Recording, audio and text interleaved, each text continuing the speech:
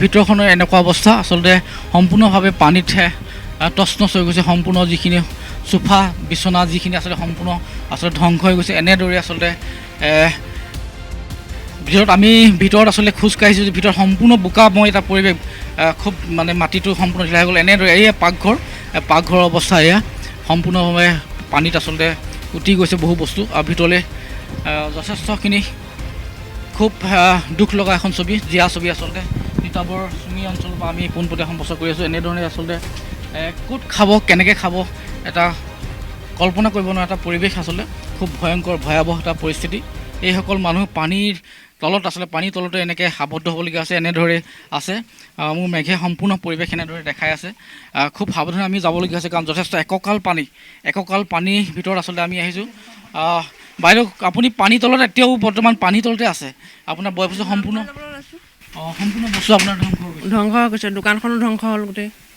কেইদিন ধৰি আছে তেনেকৈ আছে? আজি 4 দিন হ'ল। 4 দিন ধৰি আপোনালোকে এনে পানীৰ ওপৰতে আছে? পানীৰ ওপৰতে আছোঁ। আৰু নিশাটো সাংঘাতিক ভয়ংকৰ পৰিস্থিতি। নামঘৰত আছোঁ। এতিয়া নামঘৰৰ পৰা আহিছোঁ ঘৰখন চাবলৈ। আকৌ ছাগলী কুকুৰা আছে, পানীটো উটি গৈছে, বহুতখিনি উটি গৈছে। মোৰ মেঘক মই দেখাবলৈ অনুৰোধ কৰিছোঁ, এইটো এটা ঘৰ। অকণমান যদি সম্ভৱ হয় ভিতৰত আমি অকণমান দৃশ্য দেখাব বিচাৰিছোঁ। উজনি অসমত আচলতে ক'ব লাগিব, উজনি অসমত খুব মহাপ্ৰলয় সৃষ্টি হৈছে। বানত আক্ৰান্ত হৈ আচলতে বহু লোক মৃত্যুমুখত পৰিছে। তিতাবৰত এগৰাকী, বানপানীত দুগৰাকী ইতিমধ্যে মৃত্যুমুখত পৰিলে। আৰু যোৰহাটত 7গৰাকীলৈ ইতিমধ্যে বানপানীত মৃত্যুমুখত পৰিলে। আৰু মই কৈছোঁ যে যোৰহাটত 162খন গাঁও পানীৰ তলত ডুব গৈছে। আৰু তিতাবৰত 47খন গাঁও পানীৰ তলত আছে। আমি সমগ্ৰ পৰিৱেশ দেখাইছোঁ। এনেদৰে আচলতে ক'ত থাকিব, কেনেকৈ থাকিব, উপায় নাইকিয়া হৈছে প্ৰাণাক্ৰান্তসকলৰ। এনেদৰে আচলতে আমি সম্পূৰ্ণ ভিতৰৰ পৰা আচলতে ঘৰৰ পৰিয়ালৰ আচলতে ভিতৰৰ পৰা আমি সমগ্ৰ দৃশ্য দেখাই আছোঁ। এটা ভয়ানক পৰিৱেশ। সেই পৰিৱেশত কেনেধৰণে থাকিব এবাৰ ভাবক। আচৰিত এটা ভয়ংকৰ পৰিস্থিতি। খুব এখন দুখ লগা ছবি। কিতাপ পত্ৰ সম্পূৰ্ণ নষ্ট হৈ গৈছে আচলতে। যিমান পাৰে তেওঁলোকে ওপৰলৈ দিবলৈ চেষ্টা কৰিছে, ওপৰত ৰাখিবলৈ চেষ্টা কৰিছে। আমি বাহিৰলৈ যাবলৈ চেষ্টা কৰোঁ। আচলতে খুব এটা ভয়ংকৰ পৰিস্থিতি। আৰু যোৰহাটত 162খন গাঁও এতিয়া পানীৰ তলত আছে। আৰু ঠিক তেনেধৰণে বানৰ পৰিস্থিতি তিতাবৰতো ভয়াৱহ হৈছে।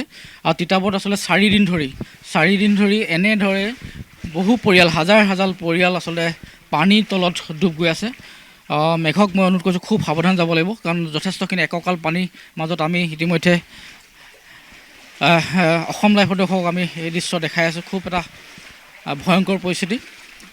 এনেদৰে আচলতে যোৰহাটত এয়া দেখাই আছোঁ। এনেদৰে আচলতে বহু কুকুৰা ইয়াত পোৱালি আছিলে, সম্পূৰ্ণভাৱে আচলতে বানত উঠি গ'ল, তছনছ হৈ গ'ল। এনেদৰে গোটেই সম্পূৰ্ণ ইয়াৰ যিসমূহ গাঁও আছিলে, প্ৰায় 200খন গাঁও আচলতে পানীৰ তলত সম্পূৰ্ণ ধ্বংস, সম্পূৰ্ণ পানীৰ তলত বুৰি আছে।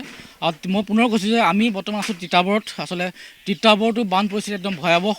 উজনি অসমত মুঠতে এটা সাগৰ সদৃশ পৰিৱেশ। সকলোতে সাগৰ, কেৱল পানী আৰু পানী।